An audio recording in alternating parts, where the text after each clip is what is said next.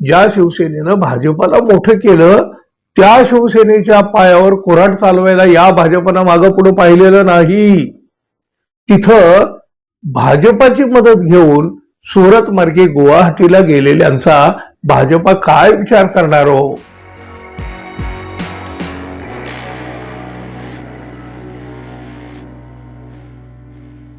मित्र हो, काही वर्षापूर्वीपर्यंत महाराष्ट्रामध्ये भाजपाला कुणीही खात नव्हतं, कुणीही ओळखत नव्हतं. अहो, कुणी भाजपचे कार्यकर्ते आहेत म्हटले तरी लोक हसायचे हो. कुठंच म्हणून भाजपाचं अस्तित्व सुद्धा दिसत नव्हतं. अहो, एवढ्या मोठ्या देशामध्ये भाजपाचे फक्त 2 खासदार होते, 2. आता ती परिस्थिती बदलून गेली आहे. अर्थात मूळची भाजप तरी आता कुठं अस्तित्वात आहे, हा भाग तर वेगळा.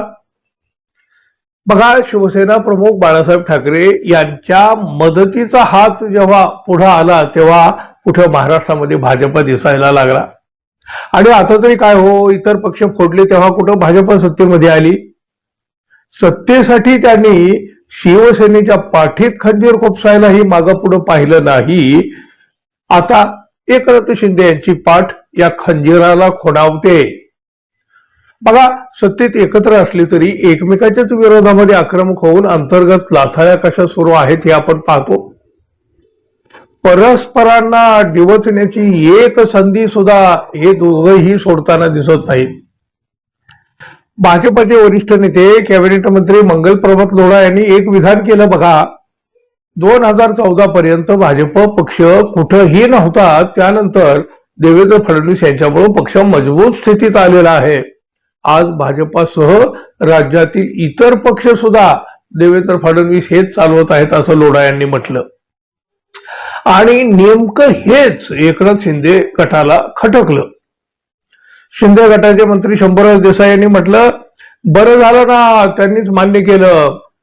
14 पर्यंत राज्यामध्ये भाजपाची ताकद नव्हती.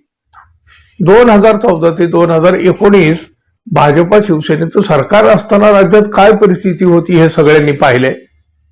पण 2019 साली राज्यामध्ये महाविकास आघाडी स्थापन झाली आणि त्यानंतर भाजपाला विरोधात बसावं लागलं, याची आठवण सुद्धा देसाई यांनी करून दिली. सत्तेच्या बाहेर बसलेली भाजपा ही केवळ शिंदे साहेब यांच्यामुळेच सत्तेमध्ये आली. त्या 2.5 वर्षात एकनाथ शिंदे यांनी मुख्यमंत्री म्हणून जे काही काम केलं ते सगळ्यांना माहीत आहे. शिंदे यांनी त्या काळामध्ये महायुती भक्कम करण्याचंच काम केलं असं म्हणत देसाई यांनी भाजपाला डिवचलं. 2022 साली एकनाथ शिंदे यांनी घेतलेल्या भूमिकेमुळे भाजपाची सत्ता आली.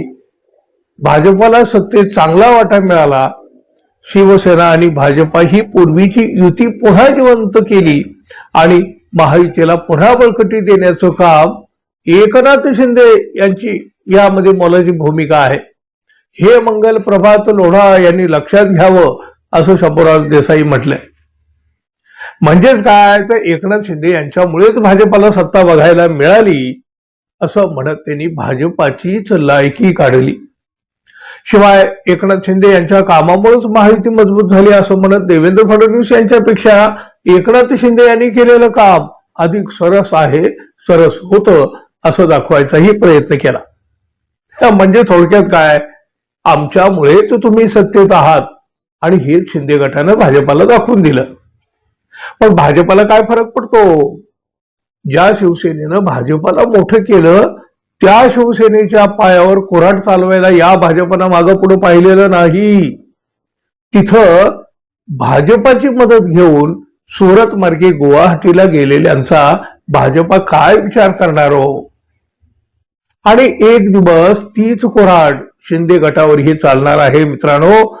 या कुऱ्हाडीला धार लावण्याचं काम आता सुरूही झालेलं आहे, नव्हे ते मागच्या काही काळापासून सुरू आहे.